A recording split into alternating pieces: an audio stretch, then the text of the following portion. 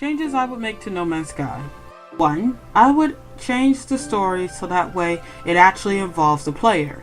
In the original story, there's a war going on between different factions and space, and that has nothing to do with what we're going to do in the game itself. Instead, I would actually invite the player to be a part of the war, pick a side, or even be the middleman and just sell different material to each faction, being sneaky as to not getting caught. 2. I would change it so that way the planets do not all look the same. Some would have different biomes. Some even have oceans, and the oceans should be able to go deep and even have their own species down there. 3. I'll make the game more challenging. Add it so that way you have to do missions. Add it so that way the resources that you collect in the game actually do things. Like you can build your own little motor carts and drive around on the planet, or hoverboards, or jetpacks. Things so that way you're not just walking around the planet bored. 4. I would make it so that way the ending doesn't disappoint the fans.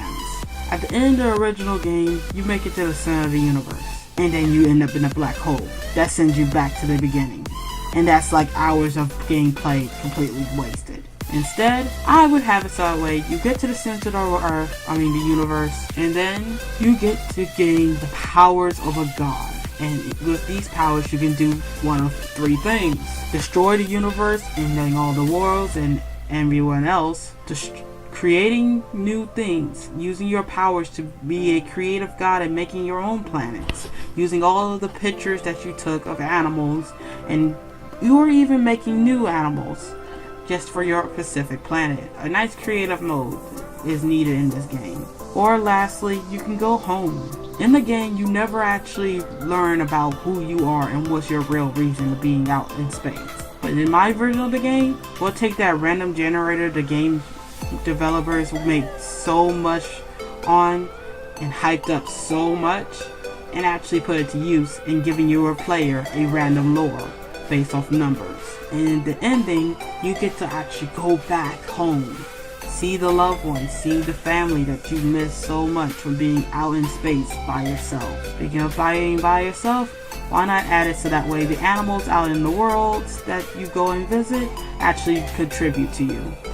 You can become friends with them, befriending them and making them useful. Maybe they will protect you in fights, maybe they'll gather resources for you. Speaking of which, some of these animals may be even predators and might attack you. This will add a challenge to the game, making it less boring. The reason why this game is so important to me is because there's so many possibilities that not even this 5-minute video is enough to describe all the things this game could have been.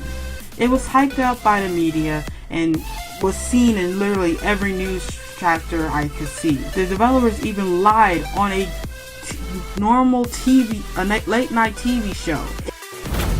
Feel the sting of an enormous missed opportunity as you're buried under the crushing weight of the missing features that Hello Games either hinted at, promised, or straight up lied about, featuring planetary physics, differences in factions, differences in ships, large-scale space combat, any resemblance of difficulty, and the biggest lie of all, multiplayer.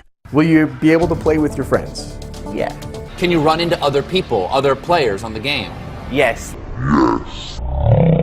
Brought so much disappointment to the fans of this genre who were expecting great things. Just like Subnatica. Subnatica was a great survival adventure game, and really you can't replace it. But this game was clearly inspired by it, and it should be like Subnatica to a degree. It has its own thing. It has its own dreams. But at the same time, it needs to understand a game cannot just be based on random generation. It needs to have actual plot. It needs to have an actual story. It needs to have an actual purpose on why you're there. And it cannot be just a movie where you're sitting there watching it.